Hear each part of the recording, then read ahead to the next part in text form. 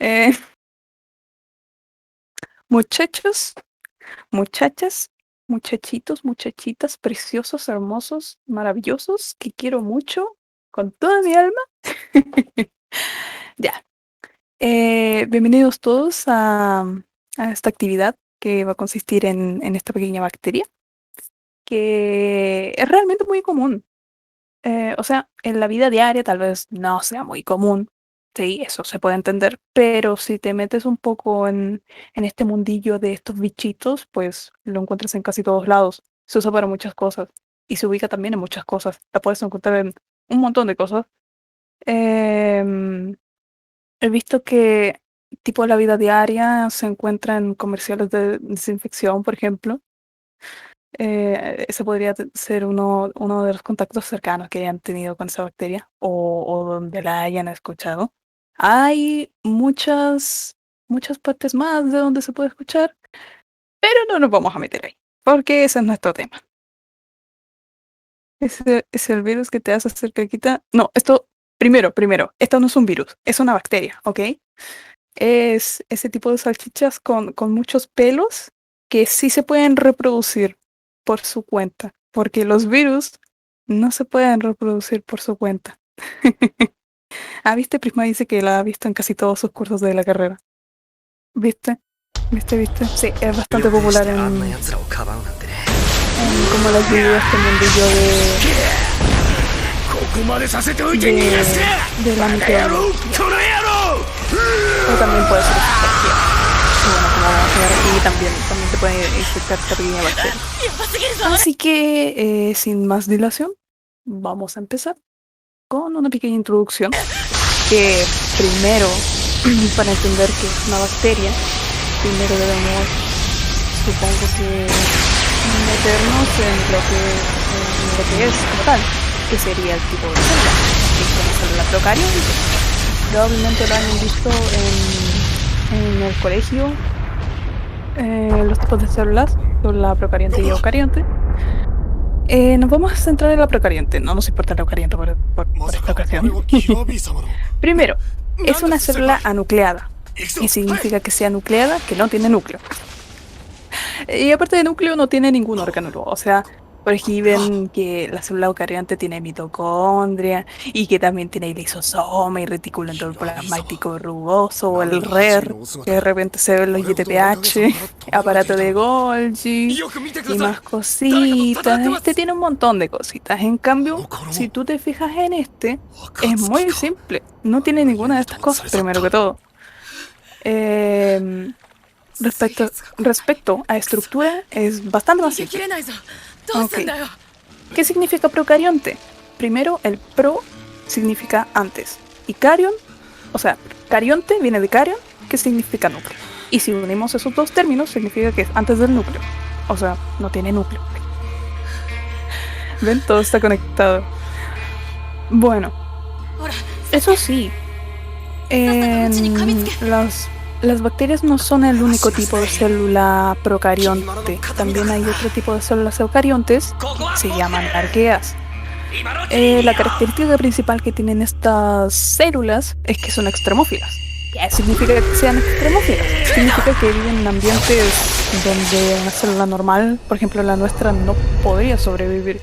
Por ejemplo, pueden vivir en salmuera, en fuentes volcánicas con ácido que tiene un pH súper bajo, en profundidades de los océanos sin aire con una presión increíblemente grande, en zonas donde se tratan aguas hervidas incluso, entre otros muchos lugares, o sea, son increíbles.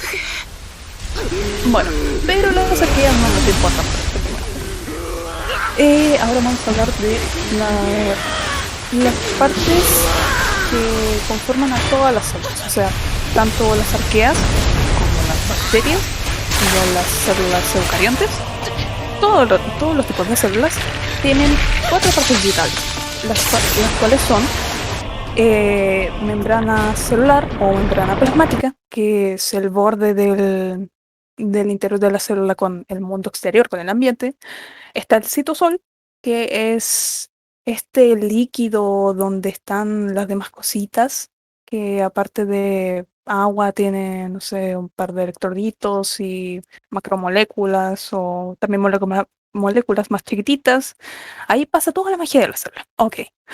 También debe tener material genético, que es lo que codifica cómo va a ser tanto la apariencia como las propiedades, como de las proteínas que expresa esta célula. Y finalmente son los ribosomas. Los ribosomas, en términos muy sencillos, es lo que toma el material genético, y tú lo pasas por un ribosoma y se transforma en una proteína.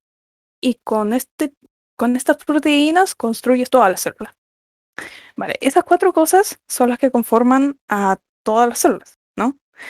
Y bueno, a- si nos referimos a las bacterias, aparte de estos componentes, está también una pared celular, que por lo general es de peptidoglicano, que es un carbohidrato, un tipo de azúcar. También tiene cilios o flagelos, que, bueno, si tú ves una imagen de una bacteria, en este caso una E. coli, tiene como unos pelitos, y esos son los cilios. Y uno largo también, que aquí en la imagen también lo pueden ver, que es un flagelo que principalmente sirve para la movilidad, para que esta pequeña célula se mueva, esta pequeña bacteria. Y bueno, por último, una característica exclusiva de los procariontes es que tienen plásmidos. ¿Qué son los plásmidos? Son pequeños anillos con material genético, no tienen más de 6 o 10 genes, ¿vale? Y una característica muy peculiar es que entre bacterias se pueden pasar estos plásmidos. O sea, tú en un plásmido puedes tener tales genes, ¿ok? Y esos genes podrían ser beneficiosos para ti en el ambiente en el que te encuentras. Y tú se lo puedes pasar a las otras bacterias. O sea, las otras bacterias no se joden porque no tienen ese plásmido. Tú se los puedes pasar. Y de ahí viene la resistencia a los antibióticos, que eso fue lo que hablamos en, las- en la actividad de antes, ¿no? Bueno, como ya lo hablamos en esa actividad, no me voy a meter ahí. Cualquier cosa que, bueno, no sea relacionado con la actividad y quieran consultar igual, al final de todo esto igual me lo pueden preguntar, no hay ningún problema. Ok. Y la última cosa que quería hablar sobre las bacterias es que hay una subdivisión para estas, aparte de la especie. No sé si saben las partes taxonómicas de un ser vivo, de un organismo. Vale. El de más abajo, por lo general, es la especie, pero pueden haber subtipos de esa especie. En las bacterias se les llama serotipo, ¿vale? Tienen características distinguibles entre unas de otras, ¿ok? Y por eso se hace esta distinción. O sea, puede, como vamos a ver aquí, puede haber una bacteria que sea normal, ¿ok? De la misma especie, ¿ok? Que no te cause nada y puede haber otro tipo, otro serotipo que te pueda hacer mal. Bueno, lo vamos a ver más adelante, no se preocupen, no se preocupen. Sé que hasta ahora ha sido mucho texto, pero hasta aquí. ¿Hay alguna pregunta? Pregunte nomás, con confianza, sin ningún problema.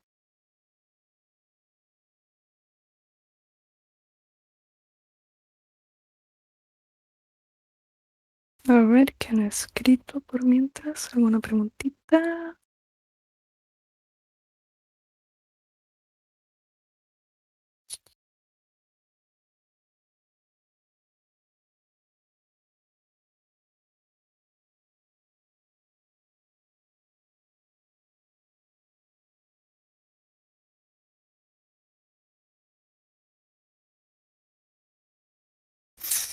¿Me puede volver a explicar todo, profe?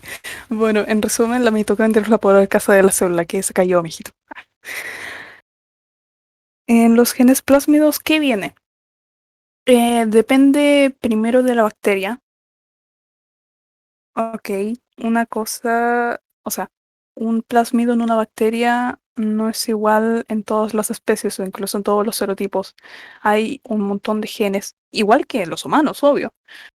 No sé, por ejemplo, puede ser que produzca tal proteína, por ejemplo, o que dé cierta coloración a tal bacteria, o que le dé cierta forma, o que en su membrana produzca tal cosa, o incluso que produzca alguna toxina, que es lo que vamos a ver ahora, porque uno de estos serotipos de la Escherichia coli produce una toxina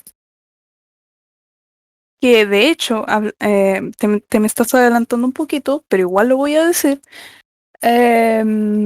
Hay un serotipo de esta bacteria de la que estamos hablando que produce una toxina llamada toxina Shiga. Esa toxina viene de una bacteria llamada Shigella dysenteriae. Así que imagínate, ¿cómo se produjo el cambio de material genético entre esa bacteria y la otra? Obviamente por plásmidos. Se pasaron esa información y ahora la bacteria que no tenía ese plásmido y que ahora lo tiene, puede producir esa toxina. Sí, sí, es muy loco. O sea, a ver, me estoy desviando un poco del tema, pero piensen en esto. La eugenesia igual es un debate bastante fuerte en la actualidad, pero las bacterias vienen haciendo eugenesia desde hace millones de años. No sé. Bueno, dejando este temita, porque creo que ya lo pasamos bien, mm, mm, mm, mm, mm, podemos pasar a lo que es en sí Escherichia coli. Esta pequeña bacteria de la que estamos hablando, ¿no? Que es la protagonista, nuestra estrella. Bueno, primero, E. coli es una bacteria gram negativa y es un bacilo. Vale, ¿qué significa que sea gram negativa? Bueno, existe una tinción, una coloración que se llama tinción de Gram, que se usa en la microscopía. Ahí tal vez Prisma me pueda ayudar más completando acerca de la tinción, ¿no? Vale, dependiendo de si la bacteria reacciona o no reacciona con esta tinción, va a ser gram positiva o gram negativa. Evidentemente, como E. coli no reacciona con esta tinción, se le denomina gram negativa. Es una división bastante amplia dentro del mundo de las bacterias, pero igual sirve mucho. Después, esta pequeña bacteria pertenece a la familia de las enterobacterias. Vale, las enterobacterias, como bien dije, son una familia a nivel taxonómico y se caracterizan principalmente por ubicarse en el tracto digestivo del humano. Tanto ubicarse ahí como causar problemas ahí, ¿ok? Principalmente, no en todos los casos, pero principalmente. Vale. Y por lo general, esta bacteria, nuestra pequeña Escherichia coli, produce gastroenteritis, infecciones extraintestinales, infección del tracto urinario también, meningitis y sepsis. De estas dos últimas, la verdad es que no me voy a meter mucho, me voy a centrar más que nada en las enfermedades gastrointestinales que puede producir esta bacteria. Vale. Y tiene dos mecanismos de acción. Una es infectar directamente al hospedador, crecer de él y destruirlo por esta causa y producir toxinas que dañen al huésped y dañen sus células. ¿Vale? Esas son dos maneras de afectar al hospedador, que en este caso seríamos nosotros. Vale. Algunas características de laboratorio, que esto ya sería un poquito más técnico, es que primero son fácilmente cultivables, son aeróbicos facultativos, lo cual significa que pueden sobrevivir tanto con y sin oxígeno, fermentan glucosa, son reductores de nitratos, oxidasa negativos y catalasa positivos. Cosas más técnicas que quise agregar porque igual parecían curiosas. Y vale, aquí hay un pequeño paréntesis en el que me gustaría detenerme un poquito, que también me pareció muy interesante, que es que en base al ADN de la Escherichia coli se pueden producir hasta 4.400 tipos de proteínas. O sea, piensa esto. Si una pequeña bacteria, ahí lo estamos viendo que es de unos pocos micrómetros, puede producir 4.400 tipos de proteínas, imagínense cuántas proteínas puede producir el cuerpo humano. Es una visión bastante bonita de cómo funciona nuestro sistema biológico. La verdad es que es increíble. Vale. Yéndonos a, bueno, características más generales, primero se puede comportar como un patógeno oportunista. ¿Qué significa esto? O sea, solo ataca al hospedador cuando presenta algún tipo de supresión inmunitaria, o también cuando se le puede perforar el tracto digestivo. En cualquiera de esas dos ocasiones, puede llegar a ser perjudicial para el hospedador que tiene en su microbiota, en su flora bacteriana. Y por este motivo, la mayoría de las infecciones por esta bacteria son endógenas. ¿Qué significa que sean endógenas? O sea, cuando ocurre esto, cualquiera de esas dos situaciones, em, la bacteria que ataca, no es una que consumiste y te enfermaste por eso, sino que estaba ya dentro de tu organismo, pero por ese cambio por ese desequilibrio, por así decirlo, pues ahora se vuelve patógena. ¿Ok? Ah, Bastante bonito el tema. Bueno, llevemos a Escherichia coli de manera general, sus características principales, así como para dar un vistazo, un tanteo de terreno a que nos estamos enfrentando. Y ahora pasamos a la etimología e historia, ¿vale? Primero, Escherichia coli. ¿De dónde viene su nombre? Bueno, Escherichia viene de Cherich, que viene de Theodor Cherich, que fue su descubridor, ¿no? ¿Vale? Y bueno, coli viene de colon, simple. Aunque una pequeña curiosidad acerca del nombre de esta bacteria es que cuando Theodor Escherichia la descubrió, primero la llamó Bacterium coli común. O sea, no le dio su nombre, no le dio su apellido. Fue años más tarde cuando hubieron varias discusiones acerca del nombre de esta bacteria que finalmente se le dio el nombre de su descubridor. Así que imagínate, o sea, descubres una bacteria y no le das su nombre, o sea, tremenda humildad. Pero bueno. Theodor Escherichia. ¿Qué es lo que hizo este señor para descubrir esta pequeña bacteria?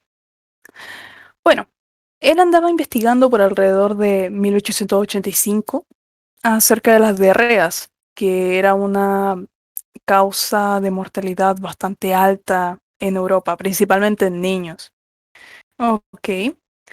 Y bueno, entre las cosas, además de la bacteria, descubrió, por ejemplo, que las heces de los recién nacidos eran estériles, o sea que no tenían absolutamente ningún tipo de microorganismo hasta las 12-24 horas de exposición al ambiente. Y con ambiente también me puedo referir a la leche materna que consume.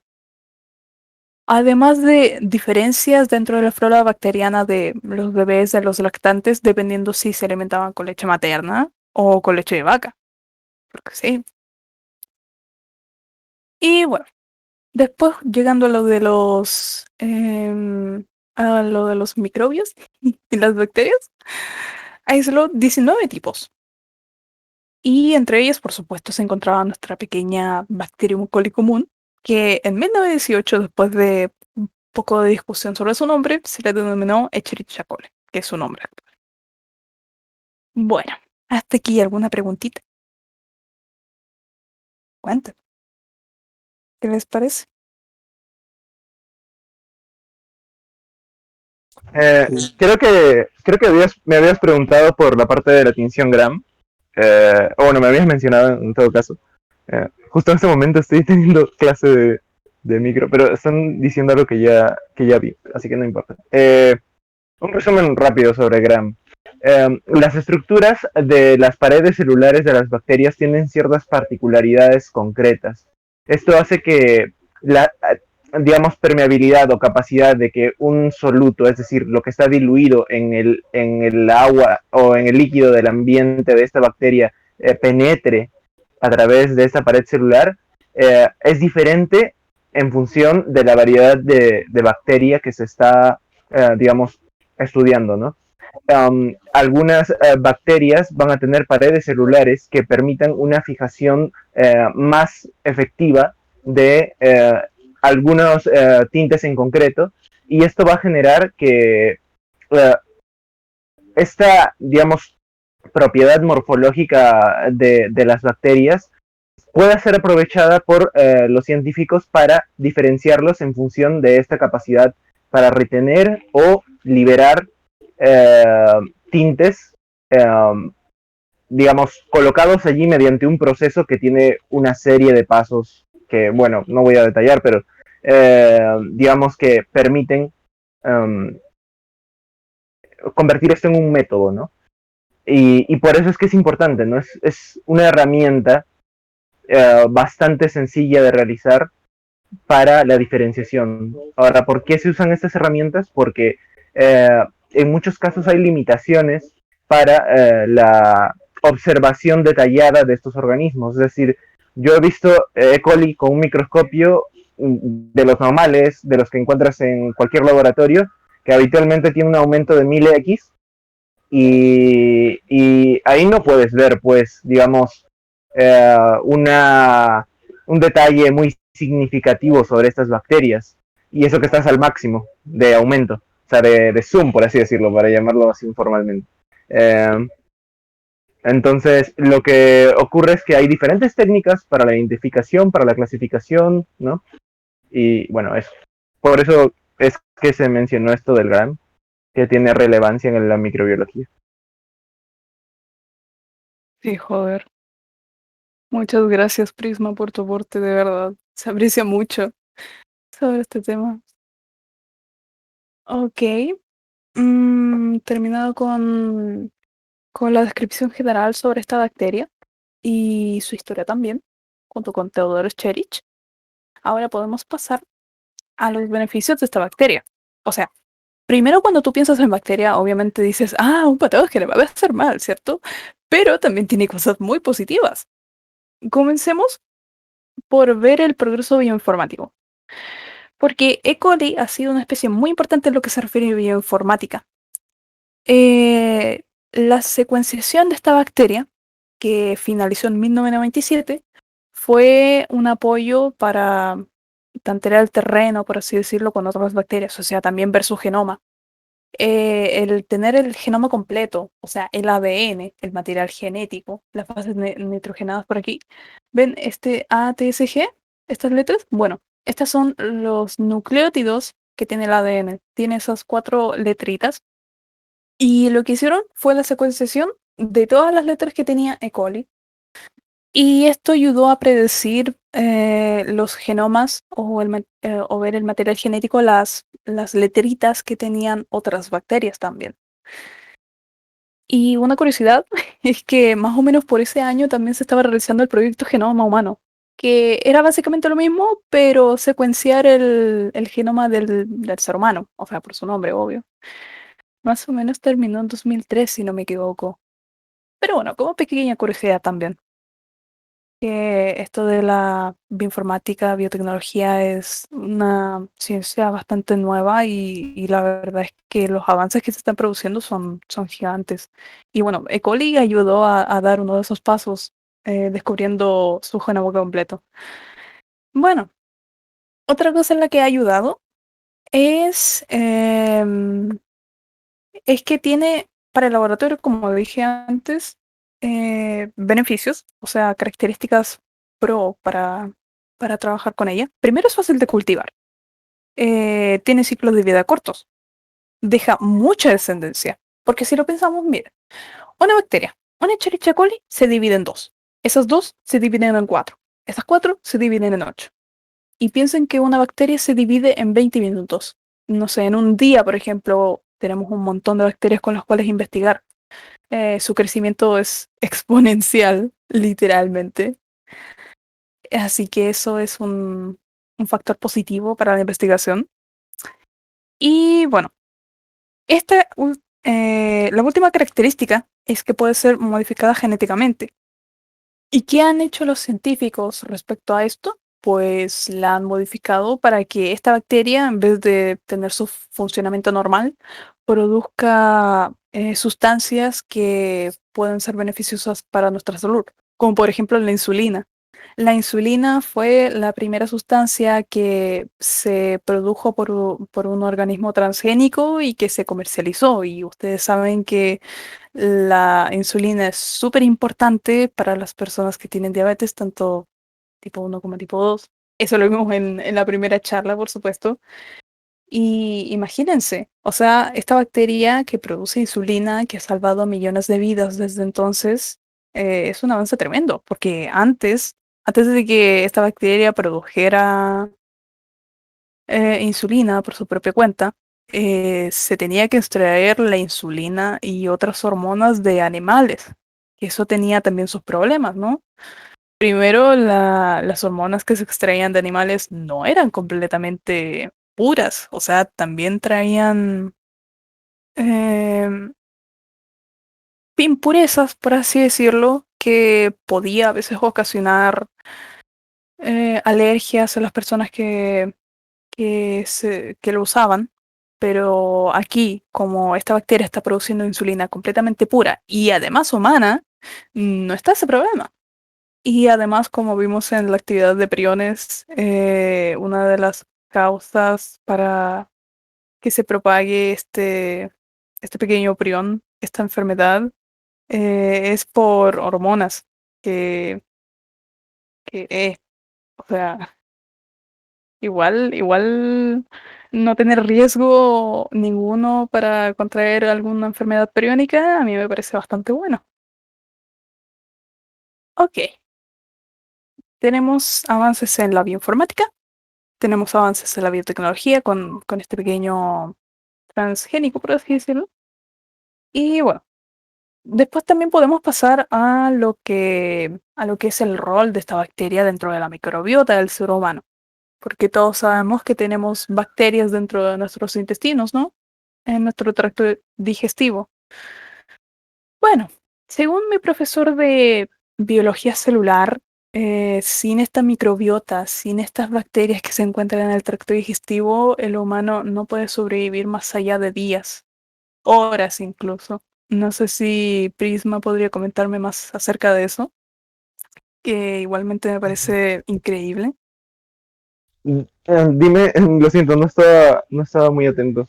Dime la pregunta otra vez, por favor. Ah, no, que el ser humano no puede sobrevivir más allá de días u horas sin la microbiota. Efectivamente, es exactamente lo que está abordando ahora mi profesor. La microbiota es eh, algo absolutamente crucial para la supervivencia, no solo de los seres humanos, sino para la supervivencia de todos los seres vivos. Hay algunas vitaminas en concreto que son lo que se denomina esenciales, es decir, no las podemos producir nosotros por nuestra cuenta, como por ejemplo la cianocobalamina. Es imposible que nosotros produzcamos con nuestro organismo, con nuestro metabolismo, vitaminas de ese tipo. Entonces, ¿cómo la obtenemos? Habitualmente con la microbiota que poseemos en nuestros intestinos. Entonces, es crucial en términos, digamos, ecológicos, aunque también es cierto que a medida que ha ido progresando el desarrollo tecnológico, pues generamos estas vitaminas por cápsulas y digamos que cultivamos las bacterias que antes estaban solo en nuestro organismo. Ahora, estas se han ido perdiendo no por casualidad, sino porque nuestra alimentación suele contener en mayor o menor medida antibióticos, entonces eso, son cruciales. En resumen, son cruciales para un animal, para un ser humano, y de hecho hay muchas enfermedades derivadas de esta, digamos, ruptura de dinámicas ecológicas dentro de nuestro cuerpo. Nosotros somos un ecosistema en sí mismo. O sea, tenemos muchísimas especies, no solo de bacterias, de un montón de animales dentro de nosotros. Entonces, suena un poco feo, pero es así. Sí, también tengo entendido que hay amebas que se encuentran en la mayoría de la población que también habitan el tracto intestinal, como estaba leyendo por ahí. Sí, quizá lo más asqueroso sería hablar de nemátodos. Pero no Ay, no, googleen ay, eso no, si es que ay, no no, saben qué no, son no, no, no, nematodos. no nos metamos No ahí. googleen eso. Sí, pero también forman parte del todavía no. ecosistema y tienen interrelaciones con otros organismos y son animales. Ok, bueno, dejo ahí que continúe. Perfecto. No, Mela, no lo busques, no, por favor, no busques, no, no. A ver, si eres una persona que le repugnan los parásitos, te recomiendo que no lo busques, ¿ok? Bueno, vale. Ok, seguimos. Ok, dentro de esta microbiota que absolutamente todos tenemos o deberíamos tener, ¿ok? Existen tres tipos de bacterias. Primero están las que no son patógenas y son beneficiosas para nuestro cuerpo, que tanto ayudan a la digestión de ciertas macromoléculas que nosotros no podemos digerir, como también pueden aumentar nuestra inmunidad, o sea, pueden apoyar a nuestro sistema inmunológico. Después están las patógenas, así puramente que vienen a infectarnos sin más. Sí, no hay ningún 50 y 50 para ellos, o sea, o ellos o nosotros. Bueno, es la especie de bacterias que la mayoría conoce, de la que la mayoría se ha enfermado, o todos se han enfermado, o sea, no conozca a nadie que no haya tenido un dolor de guata. Y por último, tenemos las patógenas oportunistas, que aquí entra nuestra querida E. coli, como les había dicho antes. Que, bueno, como son los patógenos oportunistas, más o menos la mayor población de este tipo de bacterias, depende de si hayan más bacterias buenas que bacterias malas dentro de nuestro organismo para que actúen de tal o cual manera. O sea, que nos ayuden o nos destruyen. Bueno, o sea, igual que nuestra pequeñita E. coli sea patógeno oportunista, no significa que no tenga ningún beneficio para nosotros, ¿no? Al ser este tipo de patógenos tan abundantes dentro de nuestros intestinos, si es un ambiente que favorece al beneficio de las bacterias al cuerpo, no van a dejar que los patógenos se reproduzcan dentro de él. O sea, van a llenar todo el espacio, todas las paredes de nuestros intestinos para que no haya espacio para que estas bacterias patógenas se reproduzcan. Y aparte de eso,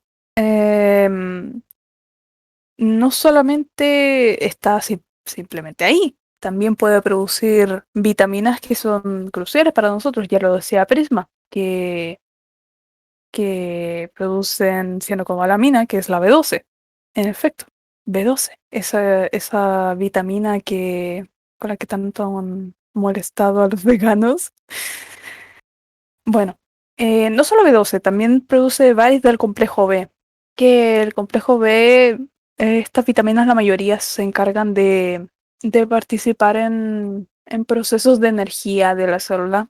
Ya saben, no sé si lo han visto en el colegio, cuando aparece la glucosa y se divide en dos piruvatos y se pasa acetilcoenzima A y después pasa al ciclo de Krebs y después a la cadena transportadora de electrones. Bueno, toda esa cantidad enorme de cosas que pasan para generar energía, ahí participan esas vitaminas.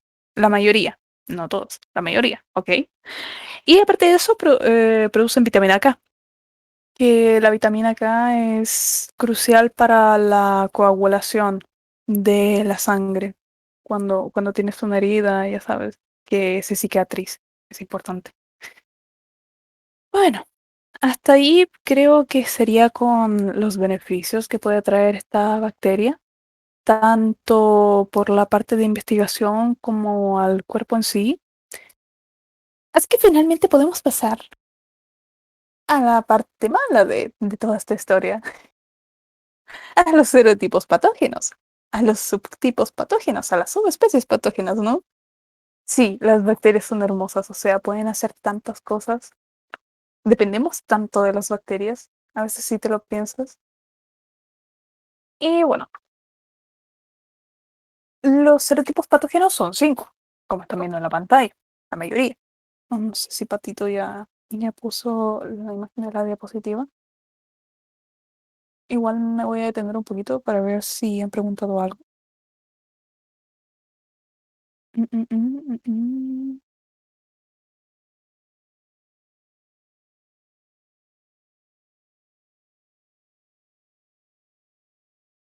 Tuki, ¿andas por ahí? Bueno, sí está. Súper ultra resumen de lo que hemos visto. Pero primero, ¿en dónde te quedaste?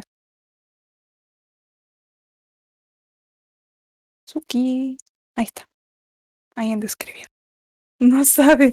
Ok. De forma muy general, todo lo que hemos visto, primero fueron que estas bacterias son procariontas, o sea que no tienen núcleo y que tienen sus características y que son mucho más simples. Después pasamos a la bacteria en sí, que no, la verdad es que no he encontrado nada muy bueno para rescatar ahí.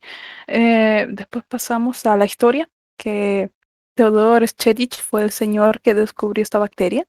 Después pasamos a los beneficios que puede traer esta bacteria, que fue avances en la biotecnología, en la bioinformática, en el estudio del ADN de estos bichitos y también beneficios para el propio cuerpo humano, que se encuentra dentro de la microbiota. Ok, hasta ahí quedamos. Ahora vamos a ver los serotipos patógenos, que son las subespecies que generan enfermedades. Bueno, como están viendo en la pantalla, de nada, no es nada, no es nada. Me gusta que nadie se pierda por aquí. Bueno, hay 5. Primero, empezamos con la enteropatógena, que primero que todo afecta al intestino delgado. Ok, no es que estas bacterias se infecten a todo el tracto intestinal, sino se localizan en algunas partes. En este caso, la enterotoxigénica infecta principalmente al intestino delgado. Vale. La enfermedad que puede ocasionar es la diarrea del viajero, o también puede ocasionar la diarrea del lactante, principalmente países que están en pleno desarrollo. Ok. Los síntomas que puede producir es diarrea acuosa, vómitos, espasmos abdominales, náuseas y también fiebre. Y el mecanismo que usa de los dos que tiene esta bacteria, como dice el nombre, es producir toxinas. ¿Vale? Lo que hacen estas toxinas es provocar la hipersecreción de los líquidos, que son ultra importantes para el cuerpo humano, y además la inhibición de que el cuerpo absorba esos mismos líquidos, ¿ok? Hello. ¿Alguien iba a decir algo?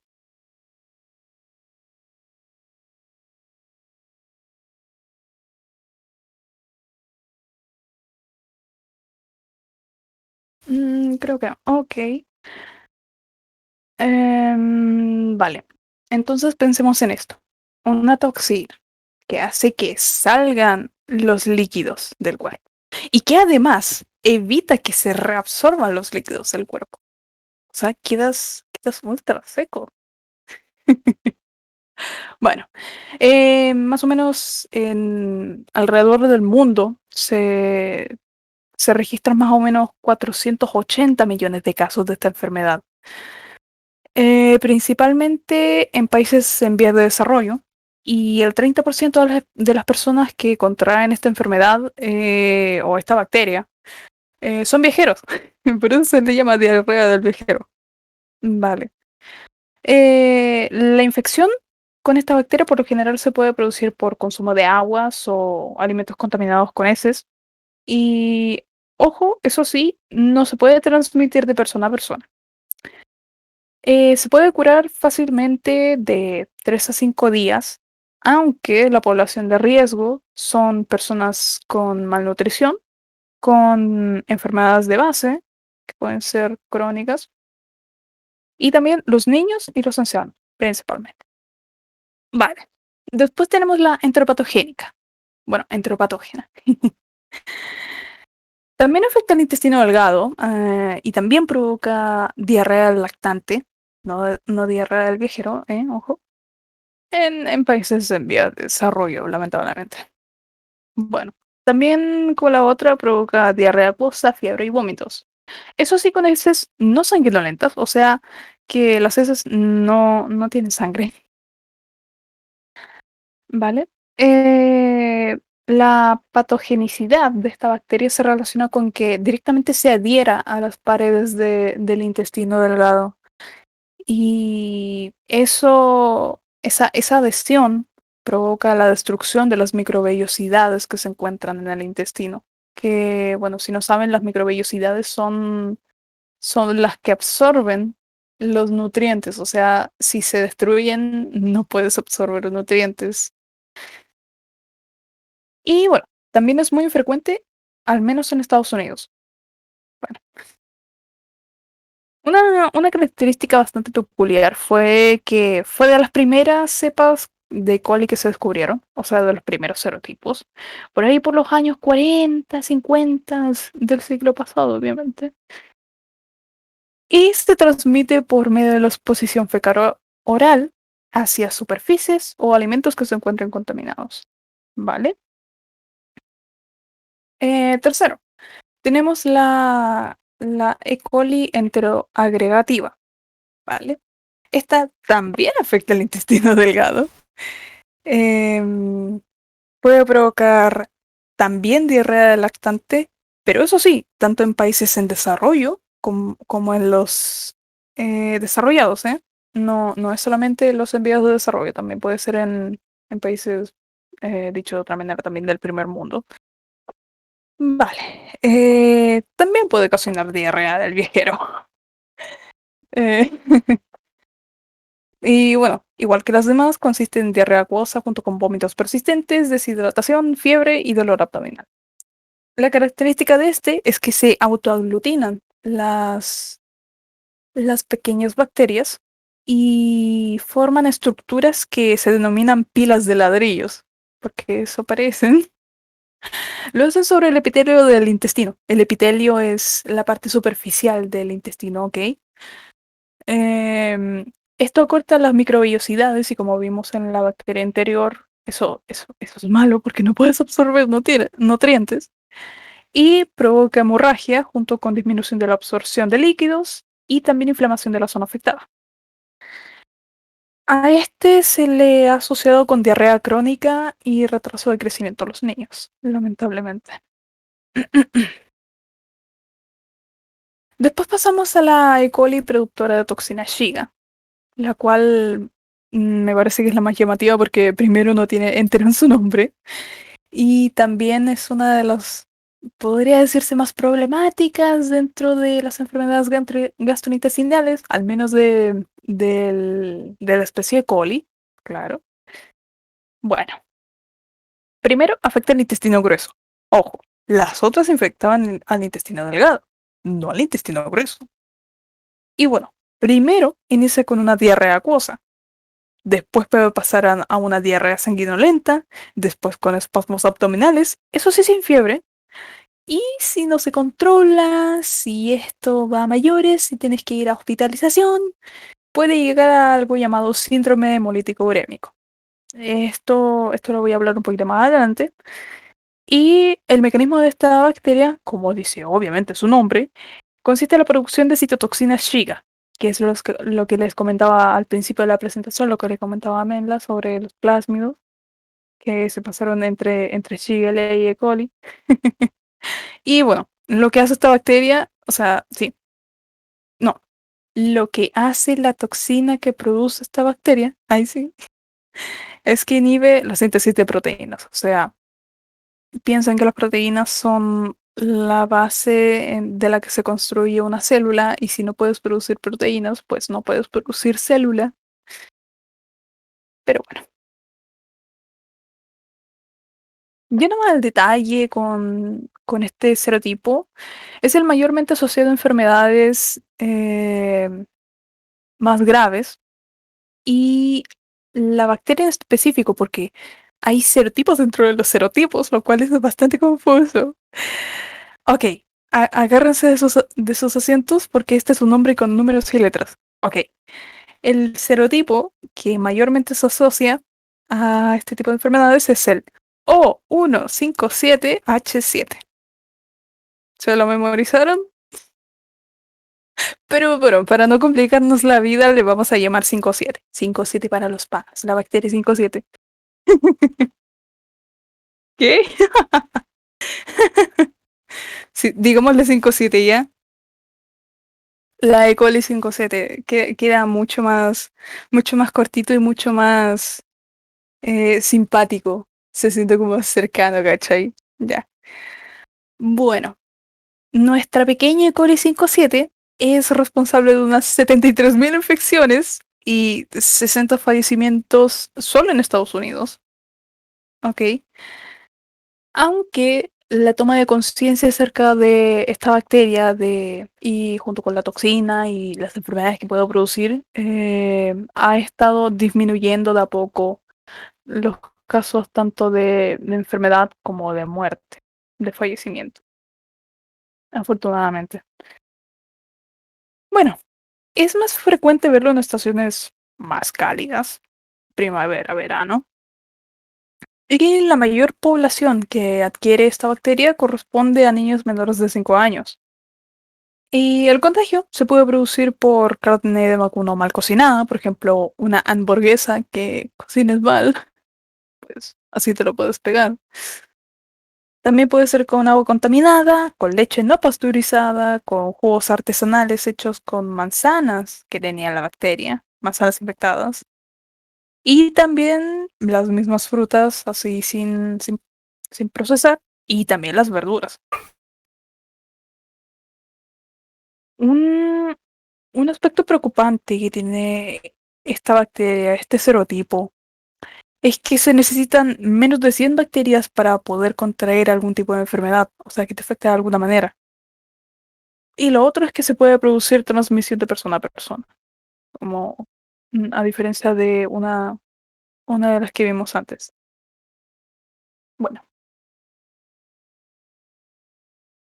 yendo más a los síntomas, este puede producir una diarrea leve, más no complicada, hasta producir una colitis hemorrágica junto con dolor abdominal intenso, diarrea sanguinolenta e incluso generar el síndrome hemolítico urémico, que fue lo que mencioné antes. Bueno, ahora nos metemos de lleno a esto.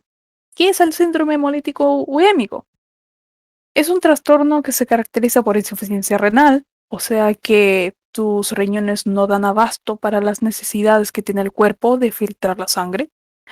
También puede presentar trombocitopenia, que es disminución de las plaquetitas. Las plaquetitas son las que se encargan principalmente de los coágulos y de cicatrizar heridas. ¿Ok? Y también anemia hemolítica microangiopática, que es un tipo de anemia que consiste en que se rompen directamente, se lisan, ocurre lisis con los glóbulos rojos. Bueno, afecta del 5 al 10% de los niños menores de 10 años y en la mayoría de casos esta enfermedad puede curarse de 4 a 10 días sin hospitalización, aunque aún así del 3 a 5% de los pacientes pueden fallecer. O si no fallecer, también pueden traer secuelas graves, como por ejemplo disfunción renal, hipertensión y bueno, entre otras cosas. Ah, qué terrible, ¿no? Bueno, pasemos a la última, la enteroinvasiva, que de nuevo volvemos a los términos con entero. Esta también afecta al intestino grueso, igual que la productora de toxina Shiga. Eso sí, es bastante rara en los países tanto desarrollados como en vías de desarrollo y presenta fiebre, espasmos abdominales, diarrea acuosa y puede progresar a disentería con heces sanguinolentas y leucocitos, ¿ok? Pero eso, lo que hay en las heces es la verdad muy escasa. Y el mecanismo de acción de esta bacteria es la destrucción de las células que recubren el colon y su posterior inflamación debido a eso, por supuesto. Esto puede llevar a una ulceración crónica y se parecen de forma fenotípica y también patogénica a la bacteria Shigella. Que bueno, Shigella era la bacteria que les comentaba que producía originalmente esta toxina Shiga, que se la robaron los E. coli. Qué desgraciados. Bueno. terminando con los serotipos patógenos, ¿hay alguna duda? ¿Mm? ¿Pregunta que tengan? Cuéntenme. Hay igual para tomar un descansito. Pato dice que está bien.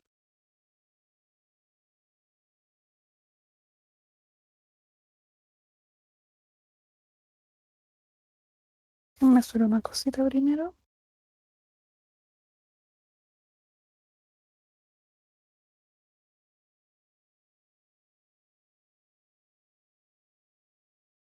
Bien, todos están bien. Me parece perfecto. Book 157. All my homies prefer 57. Bien. 5.7. Lil 57 Gang. Son chistosos, ¿eh? Doños comedias. Gracias todo.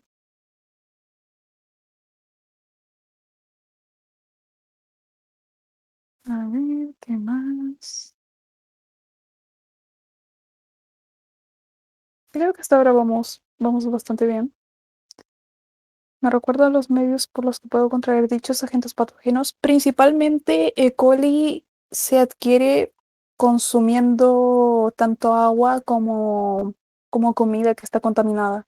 Puede ser, por ejemplo, frutas y verduras que estén contaminados, puede ser carne que esté contaminada y que no haya sido bien cocinada.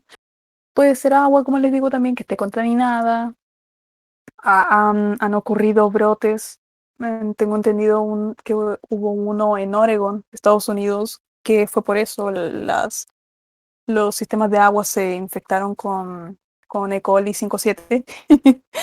y, y bueno, la gente tomó esa agua contaminada, se enfermaron, algunos murieron. Joder, yo tomo agua de la llave. O sea, no les estoy diciendo que no tomen agua de sus casas, pero el asunto es tener cuidado. O sea, eh, no sé, por ejemplo, si te vas a comer una frutita, pues lavar bien esa frutita no te cuesta más de 10 o 20 segundos. Son pequeñas medidas que tú puedes tomar. Incluso, o sea, si te asusta mucho el hecho de que puedas contraer esta enfermedad por agua de la llave, puedes servir agua y hacerte un tecito. O sea, igual estás tomando agua y estás seguro de que esa agua fue hervida y que todo lo que estaba ahí se murió y que no te vas a enfermar de ninguna cosa. Bueno, eso es lo que hago yo personalmente. Me gusta mucho el tecito. ¿Qué puedo decirle? Sí, el tecito.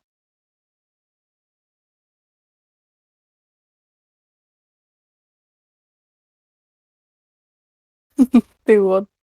Café Z, Z, Z. Bueno, terminamos con los serotipos patógenos.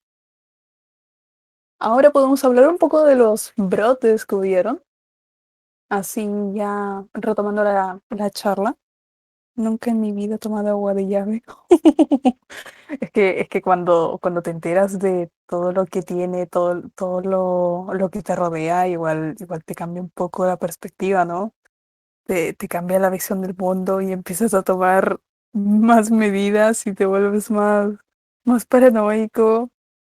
Bueno, cosas que pasan, o sea, depende de la persona, obvio. O sea, puedes saber y que te importe un poquito, como también puede que sepas y sea ultra importante para ti e incluso eh, se vuelva parte de tu pensamiento diario y que tomes muchas medidas por eso, pero obviamente depende de persona en persona. Vale, retomando la actividad. Brotes. Aquí en la tablita les tengo un resumen de los brotes que hubieron más o menos de varios serotipos de esta bacteria. Ok, y la tablita tiene el tipo de coli, el serotipo, el año que ocurrió, el país, el producto al que se le atribuye la infección y tanto los casos como las muertes. O sea, los enfermos y los fallecidos. Que en paz descansen. Para este traje más detalles de dos, ok. O sea, no, cuatro. Fueron cuatro brotes que les voy a contar a continuación. Pero si quieren ver todos los brotes que hubieron más en detalle, igual en la linkografía están absolutamente todos y ustedes pueden ver todo lo que quieran. No hay ningún problema por ahí. Por algo les dejé los links. Me perdí por un momento. Muy buena charla. Adiós. Adiós. Sick boy. Bueno, comenzamos con el primer brote, que fue por productos cárnicos cocidos y pasó en Escocia. Es este que están viendo acá. Este que se estoy señalando. Este es el resumen de todo lo que pasó, ok. Yo se los voy a relatar un poquito más a fondo. Vale. Primero fue el que mayor número de muertes tuvo, porque fue un brote. O sea, ustedes pueden ver en la tablita casos que tuvieron más brotes, o sea, que tuvieron más muertes y, bueno, ok. No dije nada. Bueno, sigamos.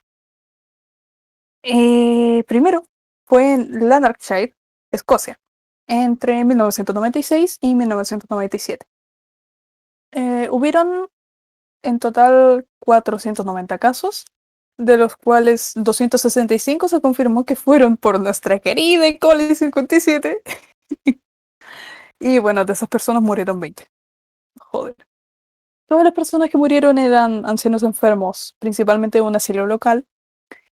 Y se vio que todas estas personas, estos ancianitos que murieron, contrajeron o desarrollaron el síndrome urémico hemolítico, ¿ok?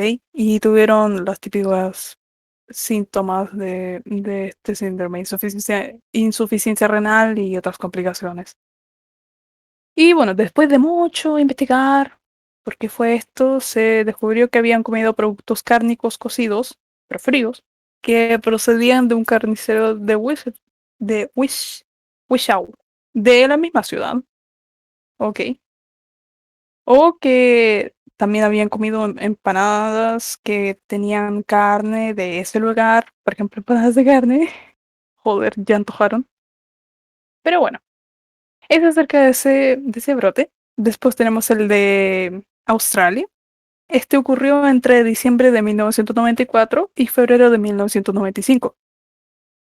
Fue también un brote de intoxicación alimentaria por E. coli y al final, en total, hubieron 23 casos de síndrome hemolítico urémico, ¿vale? Y ojo, fueron en niños de menos de 16 años de edad. Antes habíamos visto que, no, es que eran de menos de 5 años, tal vez menos de 10 años, pero aquí eran hasta 16 años, o sea, pubertos, adolescentes, ¿saben? Bueno, principalmente fue en la región de Adelaida. Y, em, bueno, 33 individuos más padecieron diarrea sanguinolenta. Eso sí, no se puede aislar ningún otro patógeno bacteriano de las muestras de deposiciones, eso sí. También hubieron otros 105 individuos con enfermedad intestinal, pero que no era diarrea sanguinolenta como en los otros pacientes. El 30% de los cuales tenía antecedentes de haber consumido el producto implicado, que correspondía a un salchichón. Pero bueno, madre mía. El tercer brote que les traigo es el de zumo de manzana no pasteurizado o juguito de manzana. Ocurrió en Estados Unidos y Canadá y fue en 1991, ¿vale? Se describió un brote de colitis hemorrágica, ¿vale? Al suroeste del estado de Massachusetts, lo cual se ubica evidentemente en Estados Unidos. Por esto de consumir la sidra de manzana que no fue pasteurizada, o sea, que no fue hervida para matar las bacterias que se encontraban ahí, por ello enfermaron 23 personas. Y se descubrió que el organismo que lo causó fue E. coli 57. Otra vez, nuestra pequeña E. coli 57. O sea, está metido en todas partes la desgraciada.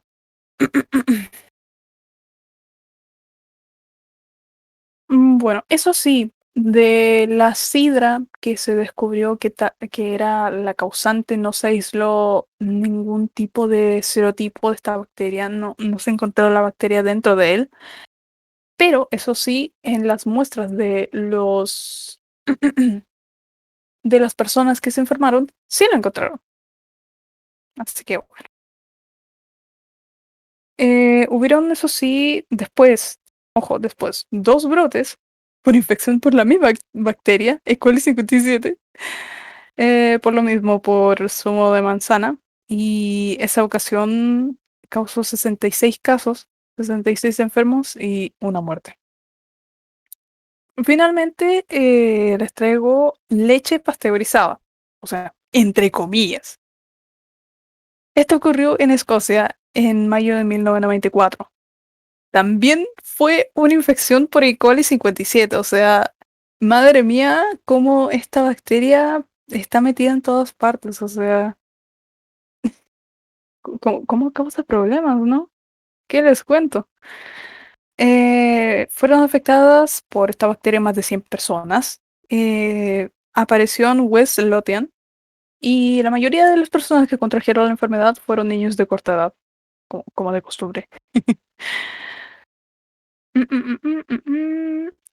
Eh, Nuestra pequeña E. coli 57 fue aislada en 69 nice, de los enfermos y casi una tercera parte de ellos necesitaron una hospitalización. ¿Aló? ¿Alguien prendió el micrófono? ¿Alguien quiere decir algo? ¿Hola? ¿Aló? Me parece que no. Ah, ok. E. coli 57 manteniendo su racha de kills. Oh, joder. E. coli 57 el mejor villano de anime. Es que sí, man, tantos problemas en los que se ha metido esta bacteria, ¿eh? Es una bacteria muy, muy mala. Y bueno, 9 niños de edad comprendidas entre 11 meses y 11 años manifestaron síntomas del síndrome del que les había hablado antes.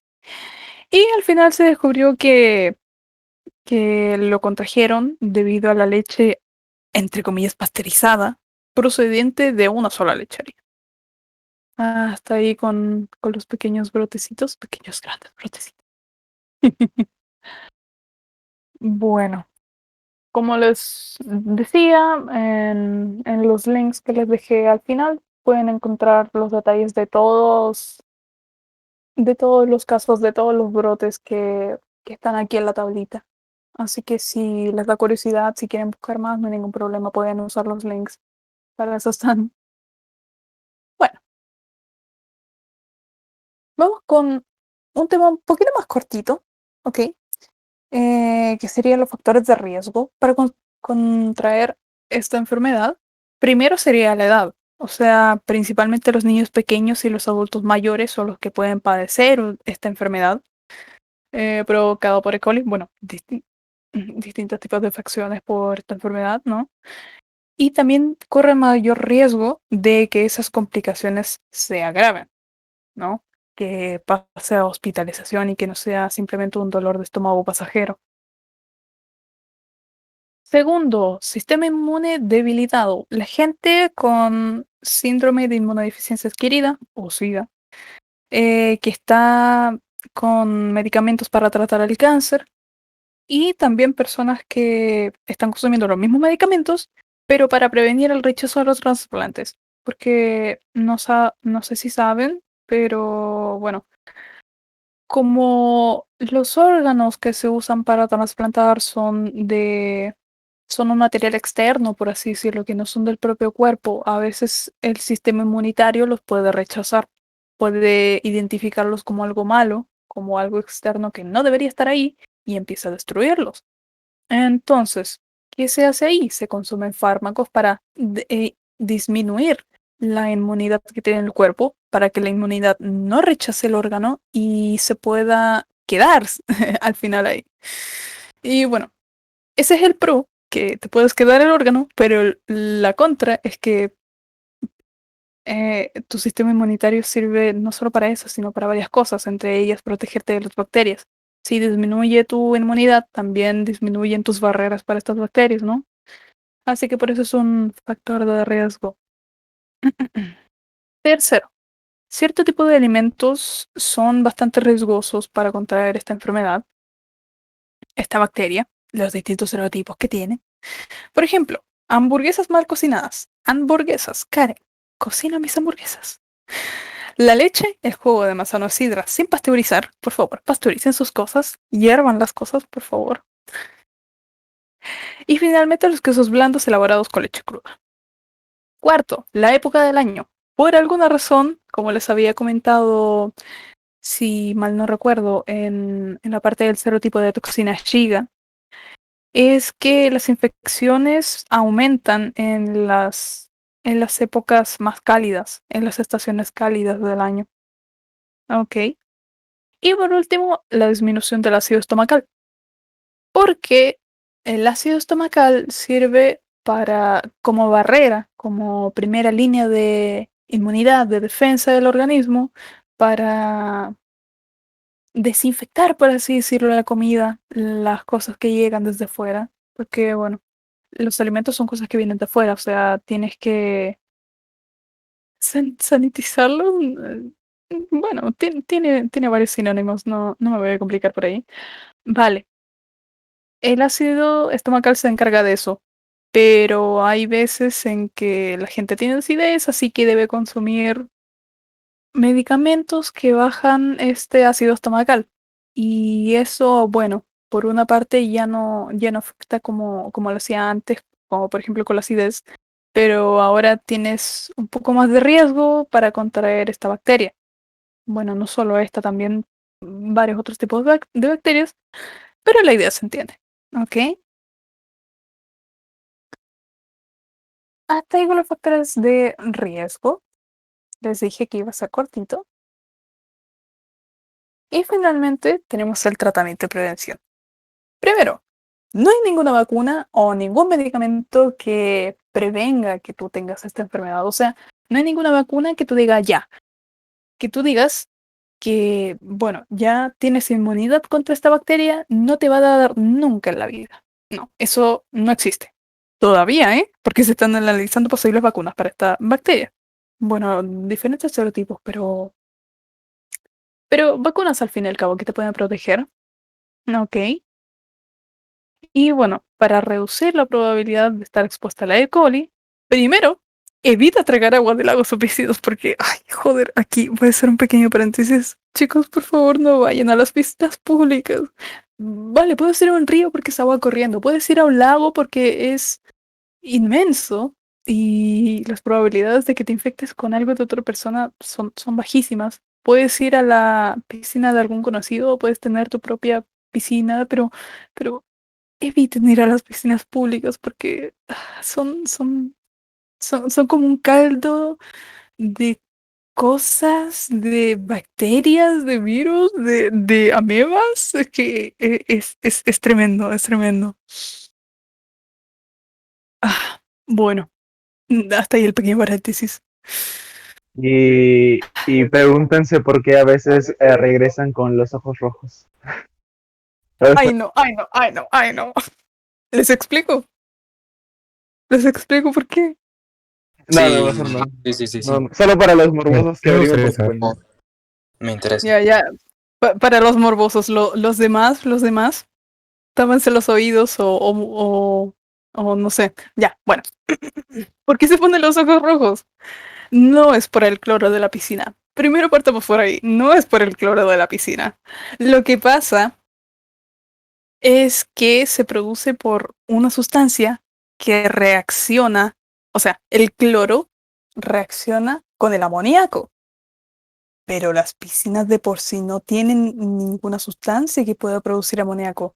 ¿Saben de dónde viene ese amoníaco? Sí, de la orina. Viene de la orina, chicos.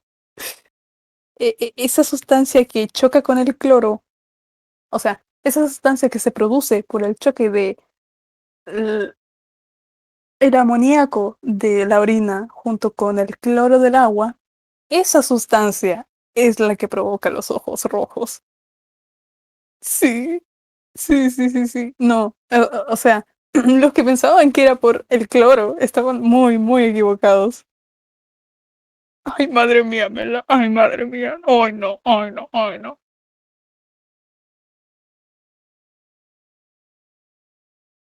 Bueno, les acabo de abrir los ojos. Acaban de ser despiertados por este factor hecho y lógica que les acabo de revelar. Ya no me da ganas de regresar a natación. O sea, a ver, si practicas natación, yo creo que lo único que deberías hacer es tener tus lentecitos y directamente no tragar nada de agua. Ay, reduces, o sea, no sé si has tenido problemas estomacales después de haber tragado una gran bocanada de agua de, de la piscina. No sé si te ha pasado eso, pero, pero bueno, eso significa que no pediremos pizza. ¿Quién dice eso? Traigan las pizzas, pongan cuties. Ah. No, mentira. Bueno, bueno. Sigamos con esto. Después pasamos al tema de las hamburguesas otra vez.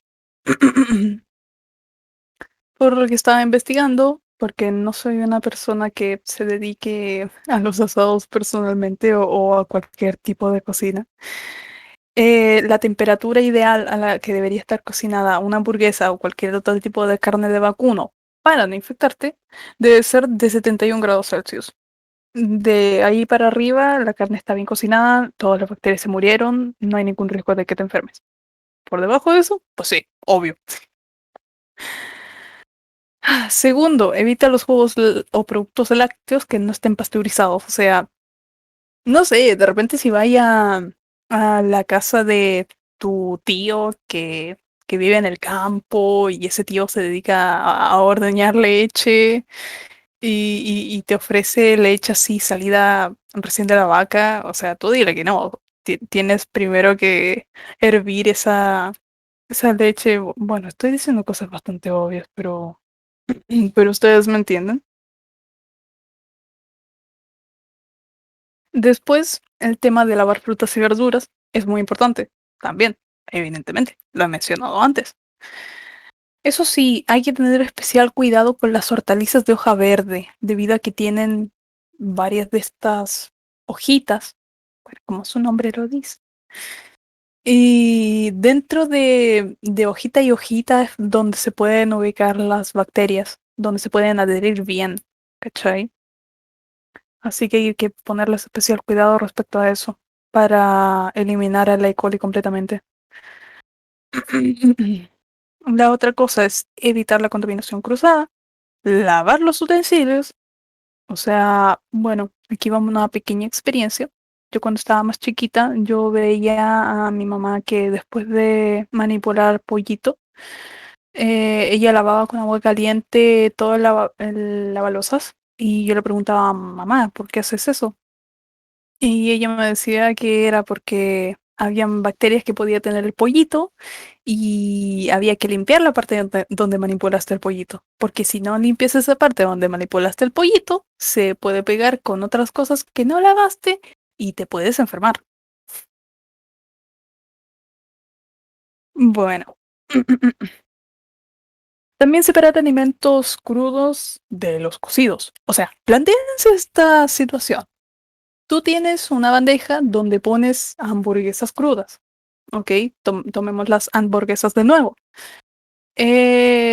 Tú cocinas unas cuantas, o sea, las vas cocinando de a poco y no sé, otra persona va dejando más que estén crudas en la bandeja, o no sé. Vale, tú cocinas las hamburguesas y después las vuelves a dejar en esa bandeja donde dejaste las hamburguesas crudas. O sea, no solamente no te sirvió para nada el cocinarlos, sino que también te vas a enfermar porque la dejaste en esa bandeja que estaba sucia. Hay que separar los alimentos crudos de los cocidos en conclusión. Y por último, por supuesto, obviamente se ha repetido desde el año pasado incontables veces hasta el cansancio, lávense las manos. Afuera está sucio. afuera hay bacterias, afuera hay cosas muy cochinas. Así que espero de verdad que todos ustedes tengan un buen hábito de lavarse las manos. De verdad. Y si no lo tienen, deberían empezar a hacérselo. Después pregúntense por qué se enferman tanto. O tal vez no, o tal vez tienen una buena salud, pero imagínense si contraen una bacteria a la que nunca se han enfrentado en su vida. Vale, puede que no se mueran, puede que no sea nada grave, pero el dolor de estómago lo vas a tener igual, o sea, va a ser una pesadez, o sea, vas a estar una semana así con ese dolor de estómago. Y para ahorrarte esa molestia, simplemente te tienes que lavar las manos, ¿no? Ah, bueno, chiquititos, hasta aquí sería la presentación de hoy, de esta ocasión. Me pareció personalmente muy bonita. Hasta aquí queda. ¿Alguna pregunta? ¿Duda? ¿Consulta? ¿Queja?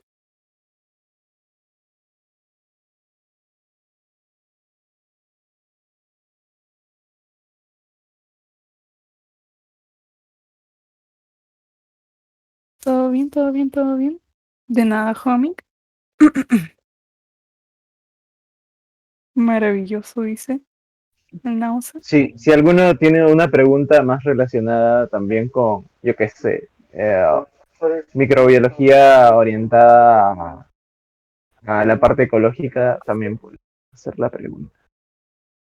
En realidad, Simplemente cualquier pregunta que les haya surgido en esta actividad. Hay muchas personas que pueden responder. ujú. Y principalmente si tienen alguna duda y o sea, termina la actividad, pero les surge igual, este es el canal para preguntarlo, ciencias y filosofía. Este canal de texto. Por aquí se responden dudas y, bueno, también se pasa material de todo tipo. Es bastante amplio el espectro de ciencias que tenemos por acá y es bastante bonito.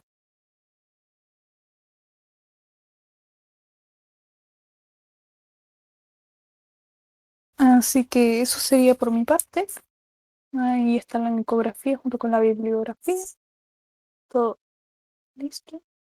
Mira, aparece la barra de abajo. Me cago en-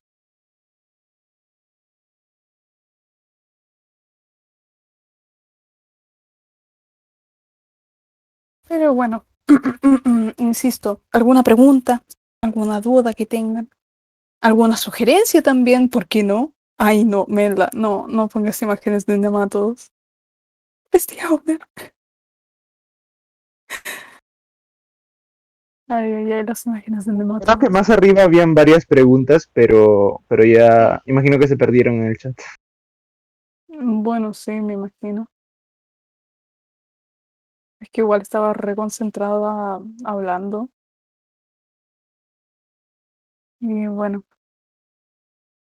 no, si alguien hizo una pregunta y no la vi, pues no estuve completamente pendiente del chat. Por lo general, cuando hacemos las actividades con Juan y nos vamos turnando la atención al chat, por así decirlo, pero en esta ocasión, como tuve que hacerlo todo sola, cuando me pongo a explicar, directamente no leo el chat. Por eso hice más pausas entre diapositiva y diapositiva para prestar más atención y leer, llevar un recopilatorio de lo que estaban haciendo, no de lo que estaban hablando. Supongo yo que salió bastante bien. Estuvo genial. Quizá como complemento al final, bueno, en las próximas actividades podrías especificar que las preguntas se ven como que, o que van a haber eh, espacios de preguntas al final. Así la gente ya sabe que va a haber como un momento de preguntas desde el inicio, ¿no? Claro. O sea, no solo al principio, sino recordarlo durante toda la charla. O sea, piensa que, bueno, hay personas que se quedaron todo el tiempo, pero también hay otras que se integraron a la mitad y puede que si no se integraron al principio no sepan. Así que bueno, desde esa perspectiva voy a tomarlo en cuenta, de hecho, esa sugerencia. Solo quiero hacer un comentario es con respecto a la microbiota. Se sabe que los problemas mentales tienen relación con la misma. Se ha visto que en gente con algunos problemas mentales tienden a presentar más problemas intestinales. Una muestra de la importancia de las bacterias en nuestra vida. Sí, también había escuchado sobre eso, que es como si las bacterias, o sea, es lo que entendí yo o lo que leí yo, que dependiendo de las bacterias que se encuentren en tu organismo, van a ser las que te pidan cierto tipo de comida. O sea, por ejemplo, si hay más bacterias que te pidan, no sé, por ejemplo, carbohidratos em, complejos, no sé, por ejemplo, o sea, que hayan pasado por varios procesos industriales, tipo, bueno, en general comida chatarra. Bueno, ese tipo de bacterias te van a pedir esa comida y vas a seguir consumiéndola, obvio. Pero si tienes bacterias, no sé, por ejemplo, que te piden fibra o que te piden eh, pasto, por así decirlo, también vas a consumir más sobre eso. Así que sí, la microbiota tiene una influencia bastante grande en lo que es nuestro organismo. Es muy curioso y muy bonito.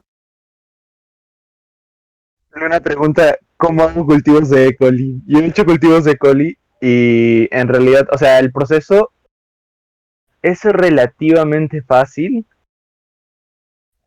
pero hay algunos insumos para la diferenciación entre...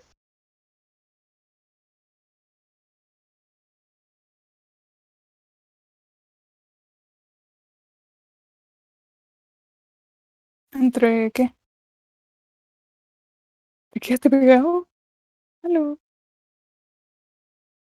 Momento suspenso, me encanta. Entre pam, pam, pam. ¿Qué será? Dios mío. Vamos, prima. Tú puedes, amigo. A ver. Vamos, primas. Potter. Momento de Venezuela, chicos. Aguanta Venezuela. Vamos, prima. Vamos, prima. Tú puedes decirnos qué es lo que pasa después, por favor.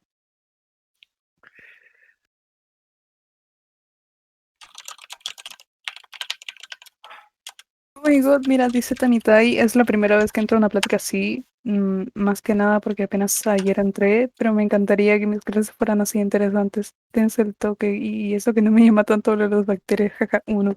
Bueno, igual hay una amplia diferencia entre no sé, las charlas que hago yo o que se encuentran por lo general en este server con las clases regulares, con las clases convencionales, ¿no? Porque las clases regulares tienen su estructura, piden cierto tipo de materia que tienes que pasar y bueno, como la mayoría o todos sabrán, no todos los profes son buenos explicando o buenos con su materia y eso te puede jugar mucho en contra a la hora de entender la materia. Así que por esa parte también he estado aprendiendo cómo explicar, ¿no? Ayuda por la parte de exposición, porque seguramente va a tocar exposición también. Así que si algún miembro de acá quiere hacer alguna presentación o alguna actividad, por esa parte sirve mucho. De verdad que sirve mucho. Sirve mucho tanto para saber estructurarte, para saber no ponerte nervioso, para aprender a no trabarte o intentar no trabarte o intentar no reiterar muchas cosas. Eso me falta todavía, eso sí, reitero varias palabras, pero estamos trabajando para eso.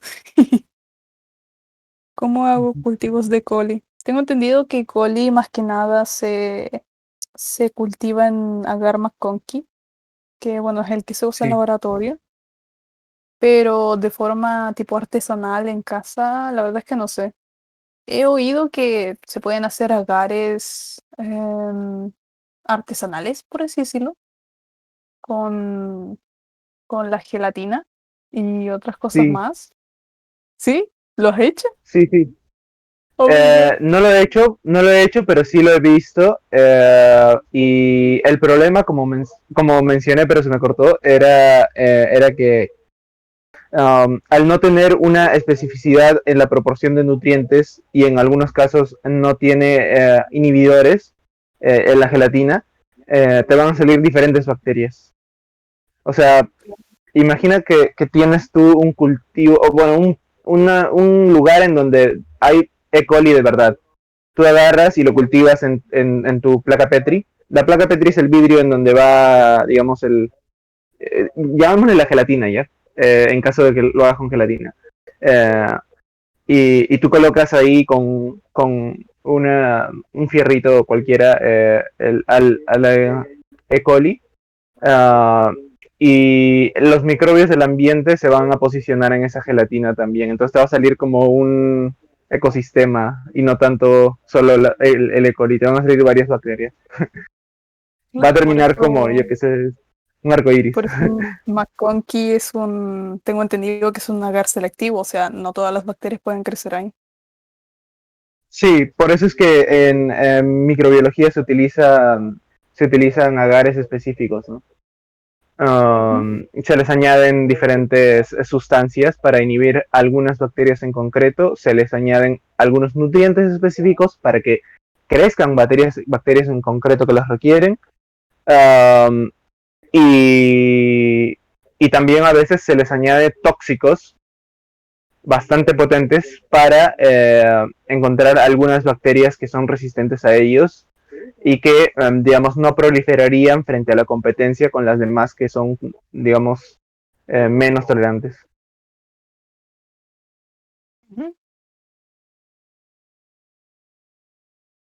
Es que la microbiología es un tema, ¿sabes? Es un tema muy lindo.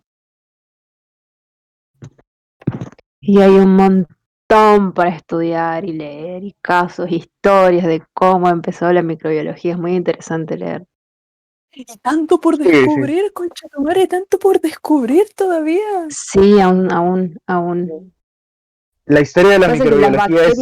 Pasa que las bacterias son unos organismos tan, tan dinámicos. Nunca, no terminás de aprender una cosa que ya está surgiendo así. Mira, esta bacteria ahora cambió y está teniendo otro comportamiento y está teniendo otros mecanismos y la patología está empezando a dar otro tipo de formas y como que tenés que estar, la bacteria te cambia un poquito el ADN y ya te cambió la resistencia al antibiótico, te cambió la clínica, te cambió la transmisión, entonces tenés que estar ahí a la par de la bacteria o de las bacterias, viendo y estudiando qué carancho hacen, pero como organismos son muy, la verdad, son de los microorganismos, los microorganismos que más me interesan, digamos,